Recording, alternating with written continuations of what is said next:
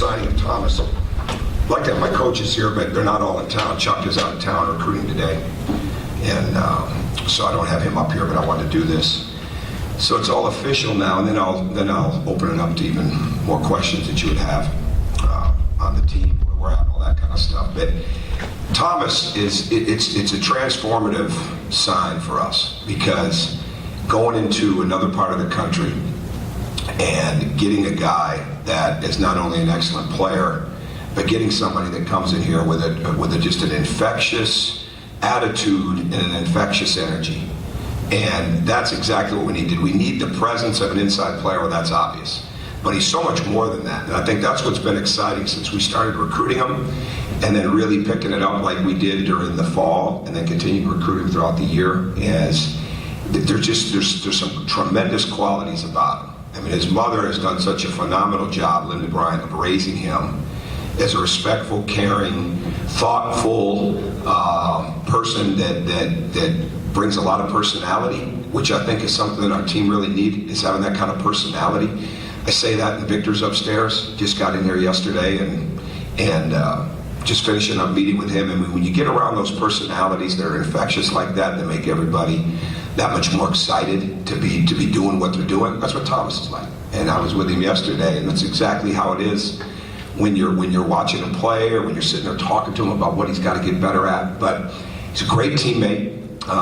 Being in Huntington again, same thing I saw when we were recruiting. He's like the Pied Piper of that area, and whether it be little kids, parents with their little kids, they just gravitate to him. And I think that's going to be exciting for all the people here. He's been raised right, like I said, with his mother and his family.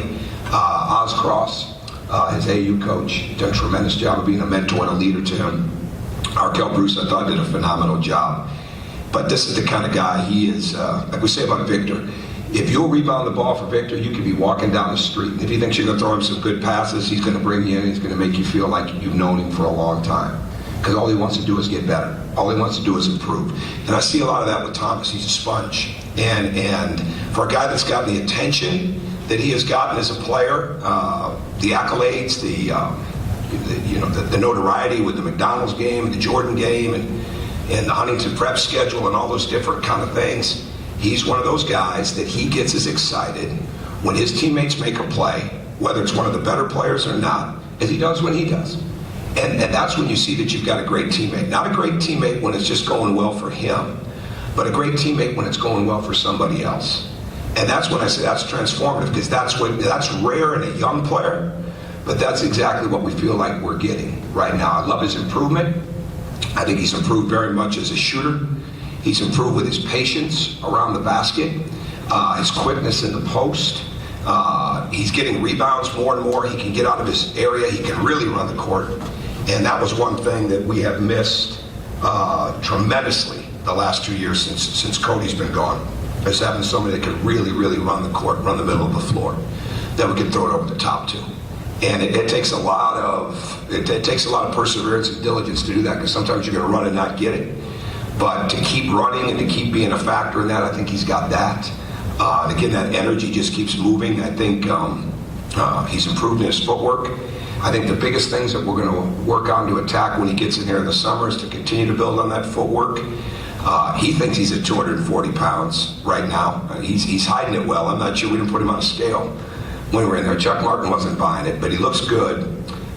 We've got to help him learn how to play out of traps, traffic around the basket, learn to create even more space with his size, help him get lower, run that full speed that he's capable of doing all the time, and really integrate him into what we're trying to do. We're doing parts of our workouts now. We've had 10 individuals, and today will be the 11th. And a lot of that stuff that we're doing, especially with some of the movement with the forwards and things like that, is with him in mind. Because I think we're going to be able to put him in a lot of different situations. And I think the same thing with OG and with Jawan. So summing up Thomas before summing up the class at this point, and the class could continue to grow. I mean, those of you that follow recruiting and follow it nationally know that there's always changes. So you never really stop recruiting, and you better not stop. And we're certainly not going to. You want to be prepared for different things. But bottom line with Thomas is he comes in with an ability right off the bat, because he's a winner, because he's got an attitude of improvement and he's got an attitude of winning and he's got that infectious personality and energy that you want in people. And I think he's going to migrate to these guys right away. I think that he already has in some ways, because they're going to see that he is a great teammate. And for as good as he is and for as much notoriety he's gotten, what I like about his attitude is he comes out like he's trying to make the team every time. And to me, that's a key. Now, is he going to be? Does he have a lot to learn? Obviously, he's got a lot to learn, and he's got a lot of strength to gain. And when you look at the freshman people coming in this league right now, especially the positions that he's going to play, I mean, we'll have our hands full in so many ways, because the league has done a great job of signing people, whether it's the kids at Michigan State or Maryland. I'm sure I'm forgetting some other ones that have signed, and not to mention that the league is always an older league. There's always experience in the league, but we think he's going to be exciting when he gets in here in June. And as far as the three of them, what they bring right off the bat is they bring a winning mentality, they bring versatility, they bring presence on both ends of the floor, because not only can they play at the basket, but they can play away from the basket.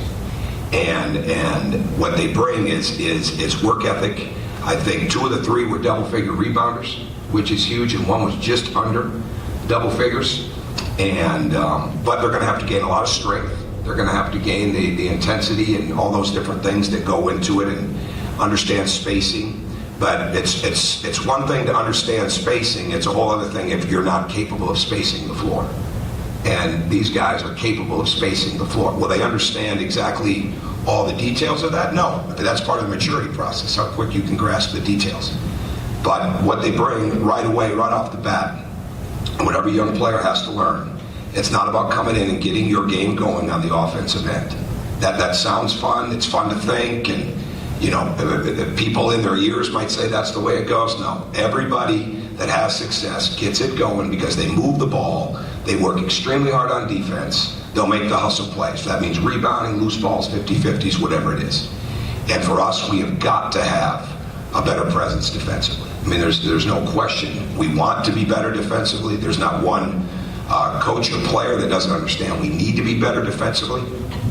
And some of that is going to be the length that we provide, and some of that's going to be the change of style of play defensively that we're going to be capable of going to more and more. And one of the biggest reasons people will ask, well, why didn't you press more? We didn't press more because at the back line we averaged a block shot every 24 possessions. And right away, when your rim protection is not good in the half court, the last thing you want to bring is more easier accessibility to the rim in a pressing situation. So our pressing last year, and I'm jumping on from the recruiting, but our pressing last year and get up and guard the ball full court was more when we were we wanted to change the pace of the game type of situation, especially when we're down. So Michigan State game comes to mind. We're down 9 with 1:53, being down at Northwestern. We press, but it was pressed to turn over, it was pressed to foul, it was pressed to do something different in the half court. It wasn't all out, let's get after it, because we would have the presence in the back line. Kentucky is not a great example because they're so big, but I think they blocked a shot every 11 possessions, and we're blocking one every 24 to 25. We weren't blocking shots back there. So the last thing we could do with this team was open up that rim any more than what we already had, because we weren't as good at protecting it as we had been in the past when we were bigger. Well, now, because of the speed of the backcourt, because of the length of the wings and the forwards, because of the fact that if we get the quickness and things down in that back line, we're going to be able to do more with the pressure, whether it's man pressure, whether it's zone pressure, and play more and more like we played against Northwestern in Chicago at the Big Ten tournament. Because, again, it's still going to be game plans. If you want to get up and guard Melo Trimble full court, he's going to shoot 12 free throws a game, okay, because he's very adept at getting to the foul line, especially with the way they're loading up. All right, so you still got to pick and choose where you're going to pick up your personnel. But bringing more fatigue to the game, because we have more length and more protection at the rim, which will enable us to do not only pressure the ball, but incorporate some traps and things like that here and there, is going to make us a lot better. So right off the bat, those guys bring that, and they bring a better rebounding presence. And then the big thing for us on the offensive end is helping us get to the foul line. I know it was a 2-year period. Was it a 3-year period we led the country in free throw attempts? Yeah. Last year, I think we finished 7th or 8th in the league. Now, we scored 1.6 when we went through the paint last year, okay? And I think we scored .78, something like that. You guys that follow that could correct me or write it differently when you write it, but that's an incredible number, right? And so when we went through that paint, well, so much of our paint was on the penetration, on the cut, those type of things, which is good, and we're working very hard at that, but we've got to get that ball through the paint. In post-ups, we've got to get it through slashing, we've got to get it through 4-around-1, we've got to get it through there in the lane, in the break, all those type of things. So your defense, your defensive rebounding, your ability to have that length to get fouled, which puts our better foul shooters at the line even earlier in the game. Those are all things we get excited about. And we have those things in mind as we're working through things with our team right now to get the understanding they've got to have where each and every guy's got to get better. But I know somebody's counting my words, so I'm going to read that somewhere. So one of you guys will have that. So I'm going to stop and open it up to any questions. So I get off the same sentence, or same segment. Go ahead. You started with Thomas. You're counting the words, aren't you, Pete? I see your clicker. I'm just thinking of somebody is. No, I'm thinking of the Cincinnati Reds manager where they were counting circle words. I think you don't put me in that comparison. Okay, go ahead. Just with Thomas's personality, when did you first get a glimpse of that? I mean, do you have any examples of when you first realized that this wasn't an infectious personality? Yeah, first highlight tape. See, what it really came down to is it's like anything else in recruiting. Same thing happened with Troy. You start to believe what you're reading or what you're hearing. At one point, like even with Troy, it was at one point, if you believed common wisdom, it was, well, it's North Carolina and Kentucky for him. And then all of a sudden you watch this, we've got to take a chance. And then you say, well, this school might have changed, and that school might have changed, and this school's jumping in. So let's go see. And then when you really start to dive in and study it, you see why it's so important that you do that. And with Thomas, it was the same way. I mean, if you listen to common wisdom, it was really easy to think he was going to stay on the East Coast. But when you watch it and you say, okay, no, there might be an opening here, and then you start to get into the film, well, that creates the passion in you to sell the passion to him that you have for him. And that was probably the first thing. Like Victor, everybody thinks it's the dunks and the defense that attracted me to us to him right off the bat. No, it was just respect for other people and the eye contact that he gave people. So the old adage of beauty's in the eye of the beholder, whatever you look at and think that that's the separator, well, it's your job to build it from there. And if you keep looking for the separators, well, there really aren't any. And in Thomas's case, it was how excited he got. He didn't dunk the ball, he pounds the ball, right? He pummels it through. And it was then watching the game tapes and watching his attention, how he was with his teammates, watching how he responded to coaching, and then watching the talent, those kind of things. So it all started with a tape, and then it got into even more tapes, and then it really took shape when we were following him last summer, and whether it be in Las Vegas or Augusta, even at the USA trials, things like that. So we didn't miss a thing that he did. And it just kept growing. But you got to find something that makes you passionate about them. And it's never just, or it shouldn't just be their talent. It shouldn't just be their size. It shouldn't just be that. There's got to be something. Because you got to have a reason to separate yourself from them as well. And how you're going to keep making them better. And we saw a guy that we thought we could really, really help get where he wants to go. But we also thought he could bring a lot of personality and energy to this program. Yes, Pete? Yeah, by signing a kid like Thomas, all of a sudden you've got optimism, polls as high as number 9 nationally. How do you temper that or focus that in, use that to your advantage, and not let it be a distraction? Well, I think it's the same thing. It's like any year. This past year was a great example of that, right? There was no real expectation, right? Even in the preseason. And we don't need to go over all that kind of stuff. But I mean, again, if we would have bought into external lack of expectation, I'm not sure this team would have won some of the games it won early. I'm not sure it would have rebounded the way that it did from tough losses, tough segments, things like that.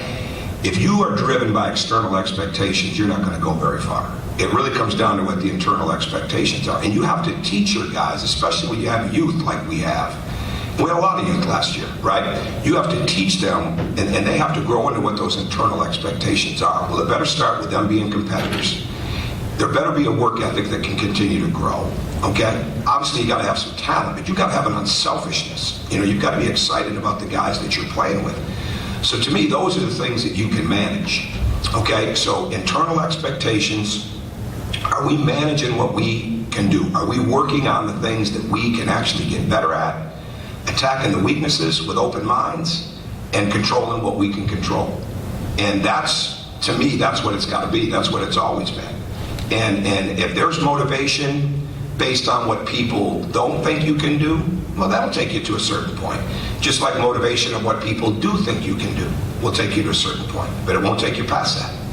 And there's got to be something so much deeper for them than draft status, than expectations of fans or families or media or any of that. There's got to be that drive. And I've seen nothing in this program this spring, even with the guys that are considering the draft, that has been anything short of great work, whether it be the conditioning.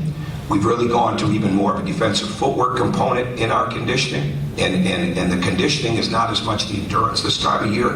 It's more about our quickness and speed. It's our burst, it's our short space quickness, and it's really getting defensive fundamentals down. The conditioning is without a ball, obviously, but getting those type of things down. The work ethic has been tremendous. I see numerous guys in here all hours of the day, all times on the weekend. We didn't go Sunday. We got guys in here that are twice on Sunday. Now, is it a team full of guys? Not yet. But that'll separate itself too. So to me, the expectation better be, how am I going to get better? How am I going to positively affect the outcome and the impact of the games by the way I help my teammates? All right. When I look out there and I see competition, because that's a part of it. That's why some people transfer at times, right? Want that playing time somewhere else because they don't see it there. Well, that's a real factor. Sometimes, what are you willing to do to change it? And that to me is what's most important. That is far greater than what anybody is writing, all right, or not writing or expecting. And as long as we stay that way and keep them to that's going to be the most important thing. But we don't need anybody getting full of themselves in here, because there's nobody's earned that. We weren't very good defensively. I mean, and anybody that thinks that I don't lay awake at night or happy with outcomes, okay, I'm not. I mean, I know where we stand over the last 4 years, and we've averaged 23 wins, and we've done all these different things, but that's never going to be enough to satisfy you as a competitor and what you think you're capable of. And that has nothing to do with anybody on the outside thinks. It has everything to do with what you think you are capable of as a program. And I like the fact that these guys are working at that level, and they'll continue to. If they don't, they will not play. All right, because someone will beat them out. And we had this visit upstairs, and Victor was up there. There is never a time in this program, this is the culture of your program, there should never be a time in the culture of the program on the day-to-day where anybody wonders what's expected of them. They're wondering what they can get better at, wondering where they stand. That's going to happen. But never wondering what's expected of them when it comes to work ethic, when it comes to what we're going to do academically. And even with all the things we've had in the past that happen off the court, they know what the expectations are off the court. Now that means you've got to keep helping them grow. You've got to keep helping them grow up. You've got to keep impacting that change that they need. But they know what's expected. And it's going to be the same thing with building our team to an even better place right now so that our program can continue to flourish. Tech, I'm sorry, next Ken. I know you're not in a comparison to this where this is a question about that, but even Thomas has talked about the legacy he's walking into with Cody Zeller, with Noah Vonleh, big men recently in this program. I guess, how do you get him to sort of strive after those examples, but also still be his own player, not feel like he's living up to the pressure of lottery picks that have come? That's where you come in. That's where you and your business come in. Because the more, and I don't mean that in a negative way. If me, you're in trouble. Well, but that's the same thing. These guys have to have, we can never dismiss what they have to get better at. Okay? Like even at the end of the day, okay, we had a bad run in a certain part of the season. We lost 3 straight. Can't dismiss the fact that this team was not picked to do anything. And certainly nobody was writing about being in the NCAA tournament and they still went. Now, that doesn't mean everybody's happy with it, right? Namely, coaches and players. All right? You never dismiss, okay, what you did, all right, but you never sit there and rationalize what you're capable of. And that's the same thing with him right there. If he's dealing with expectations of, well, this guy did this and this guy did that, no, that's not right. Now, you take bits and pieces from all those places, okay, but you don't put it on that one person because everybody learns differently, everybody responds differently, everybody gains strength differently, everybody attacks their weaknesses at a different point. The hardest thing for players to do is to come in and actually want to hear that they have some weakness, okay? Let alone believe it, and then the hardest thing is to do something about it every day so that it gets applied. But everybody has it. I mean, we have as coaches, we have it in every area, so what are we doing to attack those? And I think that's the most important thing. In answer to your question, I think the young man's got a really strong mindset and a real hunger to win and get better, and because he's such a good teammate, that's going to be at the forefront. And I think he's not a guy that responds to a lot of outside opinions. I think he'll go with the people that give him the insights. So, did the fact that those guys have done what they've done attract him? I would hope so. And I hope it'll attract somebody down the line. Because there's not a lot of programs right now that have had 3 lottery picks, okay, 3 top 10 picks in the last 2 years going into this past year, but us in Kansas, right? So I would hope that it would continue to attract those guys like that. But you can't put them on that path. You've got to build them to their speed and their path, but knowing that ultimately that's where they want to end up and that's where they should end up. Okay. You spent time last year adapting the offense to the reality of not having a big and kind of working more with the perimeter. Now you're going to have to adapt again with the big inside. How much of a challenge is that? Because you have younger guys who have already gotten used to this system, now they've got to make that. Not adaptation at all, because we're not talking about people that are just situational. We're not talking about people that are just one-dimensional, right? We're talking about people with multiple dimensions. And we're talking about people that have versatility. And we're talking about people that are going to be able to, in the case of Thomas, one thing we really see is not being able to only go to him, but able to play through him. And that's why some of the things are going to be most important when he gets here. If teams want to double us next year and we have the capability on the perimeter that we hope we're going to have, hey, good luck to them, okay? But somebody will, okay, if Thomas continues to develop and if Hunter develops and all those kind of things. And we're not even talking about Devin yet, who you saw him in Montreal. You guys saw the Carleton game, right? And I've said this numerous times in the past. He was coming off his best week that he'd had at Indiana. Last guy off the court that Friday afternoon, and then Friday night it all changed, right? But I mean, it's very easy to say he could have been a starter last year, right? Based on where he was headed. So, bottom line, he wasn't just a back-to-the-basket guy. He could play away. So I think if we were looking at somebody that just could play at the post, or you had to wait for them to get down the court, okay, we need mobility. Whoever's going to play on this team, there's got to be a mobility to it. And that's what I think he has. So I don't think it's going to be that great of an adaptation to it. I really don't. And we've got plenty enough things to go to. But I mean, there's already going to be numerous changes to what we're already doing. And I was already planning that before we signed it. Will there be a change in mindset to having to get the ball, wanting to get the ball to the post and then coming back out as opposed to... Absolutely. I mean, we're working on post feeding right now with everybody on this team. Now, that was an important part last year, but it wasn't crucial last year, right? It's crucial now. So absolutely. All right, if you can't pass, there better be a reason why, right? Because you're probably not going to play if you won't. It's got to go through because we've got to be able to score points in the paint. I mean, we scored 1.6, right? 1.6 going through the paint, right, on the drive. So now you start adding the post up and the 2-foot catch in the lane or the 1-foot catch in the lane, and guys can go both ways. That'll be a big difference for us. So, yeah, we'll. But the other part of this, sometimes what happens, and this is where I would invite you to watch this close when you get into next year, because we got to really work hard on this summer. You have to demand the ball in the lane. Everybody will get the ball in the paint. Okay, well, what about the guy that's got the 7'6" wingspan that's in the 3-quarter that won't let that ball in the paint? Or what about the 6'2" guard that's got the 6'6" wing that's got the +7 wingspan, won't let him throw the ball in the paint? That's hard, right? That's hard. Everybody's like, well, that's easy. Just throw it in. It's not that easy. So you got to, when it is easy, you got to make sure that it goes in. But at the same time, you got to be able to deal with the degree of difficulty that goes into it. And that's being able to fake a pass to make a pass, being able to go over the head, being able to go over the shoulders, being able to go into the hips and the feet. You know, very few people are going to let you throw the ball through them. Poor defenders will let you throw it where you want. We don't see many of those people. Okay? You got to be able to go around them. You got to be able to create it. That's hard. It's live. And it takes some real courage to throw it in, and it takes just as much courage to keep holding your spot, moving your feet.